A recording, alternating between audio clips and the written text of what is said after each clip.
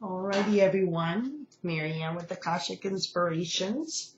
And this will be the third reading for the New Moon in Leo series for the lunar calendar, the 13 moon lunar calendar reading that I've been doing. And in review, we've gone through 6 of the moons. The first moon, and these are the gods and the goddess guidance oracle cards, so that we can see what energies are going to be helping us through with each of the month's perspectives. So we have in the first, the purpose, the moon of purpose. The second is the moon of challenge with Sarasvati.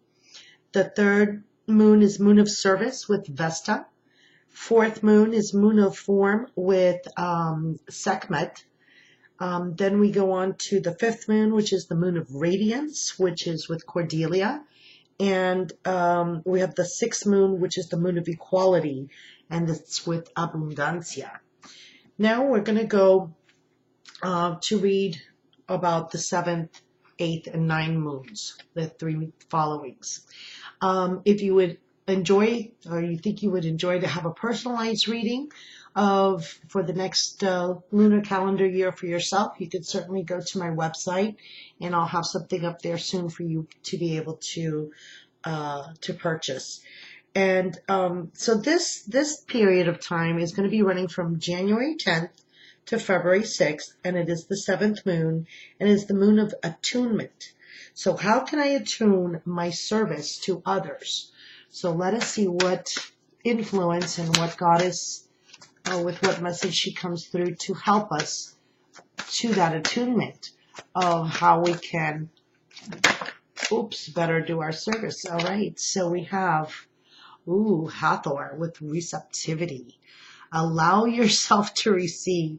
This will increase your intuition, energy, and ability to give to others, which is so funny because we ended the last video with the Abundancia, and this was in regards to equality, of how we can extend our equality to others, but it's been really about how we see ourselves equally. And as light workers, we talked about this, about giving and receiving. So here, Hathor is plainly coming out and telling us to be receptive, that is how we can attune to our service to others, is by being receptive as well, to being the receptive vessel of love, and that opens our intuition, that opens our heart, that opens us to the ability to give to others, to be of service to others. So, loving the way this deck is coming out, this reading. And I just love the very kind of like bronze and copper energies that she has around her, which are, to me, signify probably like the sacral chakra, that orange creativity. And what happens is when we are receptive, that's the womb. That's where things are created. That's your sacred space of ability to be the void and allow the creativity to come through you, allow source to speak to you, and use that as the creation tool. So very appropriate that the month of attunement is with Hathor and receptivity. When we go into the 8th month, now we're going to be talking about the moon of integrity. Do I live what I believe? Very interesting. And this runs from February 7th to March 6th. So let us see which goddess energy wants to come out for us for the moon of integrity. And we get Athena with inner wisdom. You know what to do. Trust your inner wisdom and take appropriate action without delay. So it's telling you, you know what you believe, what is your inner wisdom, what is your truth, and to live by that. We can use the influence of Athena to help us with that. And what I really like is she's got the full moon back here. We've got the owl, which of course is representative of the totem animal that is that which sees, has this different perception that can see very clearly in dark spaces at night. And that, of course, is reflective of the moon and our inner wisdom. So it's beautiful that this comes out now in this new moon, that for the moon of integrity is all about being in our inner space, our inner truth, and our inner wisdom, to really, really listening to what our source tells us directly. That is the only guidance that you really, truly need if you'll just but listen to your own inner wisdom. So beautiful card. Love that. And for the ninth moon, which is the moon of intention, it's how do I attain my purpose? Ooh, love it. It's Yamanya.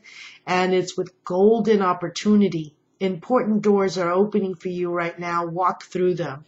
So, of course, this is this goddess of being totally connected with our emotions, being totally going with the flow.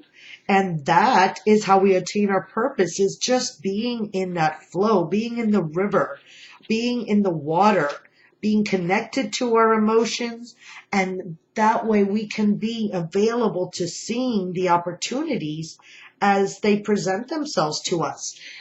It's also a moment of saying, yay, good job. I mean, we've got the dolphins are jumping for joy here, and she's just in her glory, you know, she's just head back, beautiful within herself, and it's, you know, this is what's going to help us to go for it, to be in our purpose, to have our wishes granted. She is the supplier of wishes and grants wishes and grants opportunities. So I think it's ideal to be able to work with her. Now, this ninth moon of intention is, I don't remember if I said it, it's from March 7th to April 3rd. So, as a review, we've got for the seventh moon, which is the moon of attunement, we have Hathor with receptivity, which is picking up on the giving and receiving from the sixth moon. And we have the eighth moon, the moon of integrity. It's about being in our wisdom. What is it that we believe to be our truth? And only from within can we know that. And the ninth moon, which is the moon of intention, is how to start attaining our purpose. And Yemaya comes in with the gift of telling us, be in the flow. And that's how you'll attain your purpose. When we're working with our purpose, it should flow easily. It should just be like a gradual evolution of synchronistic events that come together to really help us achieve what our inner wisdom and our truth is telling us that we can do.